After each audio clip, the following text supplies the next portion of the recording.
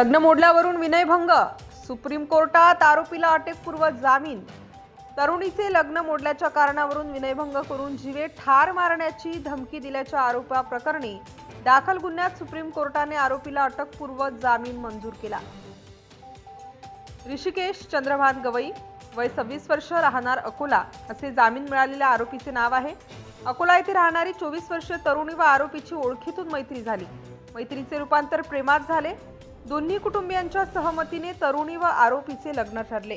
परंतु यानंतर तरुणीच्या कुटुंबातील सदस्यांना माहिती पडले की ऋषिकेशला अनेक प्रकारचे व्यसन आहे, त्यामुळे त्याचे तरुणीसोबत होणारे लग्न मोडले। दरम्यान तरुणीचे दुसऱ्या मुलासोबत साक्षगंध झाले। साक्षगंधानंतर ऋषिकेश व 2 मित्रांनी त्या मुलाला रस्त्यात अडवून सांगितले की आमचे दोघांचे लग्न जुळले होते।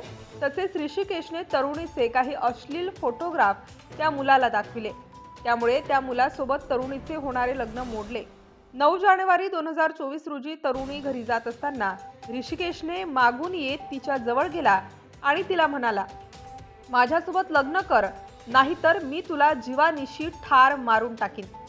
यानंतर तरुणी घरी गेली असता ऋषिकेश तिच्या घरी गेला आणि तरुणीच्या आईचा हात पकडून बाहेर ओढले। तरुणीने दिलेल्या तक्रारीवरून अकोला MIDC पोलिसांनी ऋषिकेश विरुद्ध गुन्हा दाखल केला।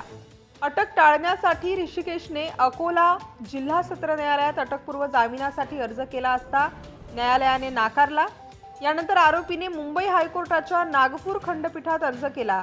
हायकोर्टानेही आरोपीला जामीन नाकारला, त्यामुळे आरोपीने सुप्रीम कोर्टात जामिनासाठी अर्ज केला। सुप्रीम कोर्टाने आरोपीला जामीन मंजूर केला। आरोपी ऋषिकेश तर्फे ॲडव्होकेट स्वप्नील वानखेडे यांनी बाजू मांडली। सत्यशोधक न्यूज चॅनलसाठी मुख्य संपादक Santosh Gavai. Subscribe now and press the bell icon. Never miss an update.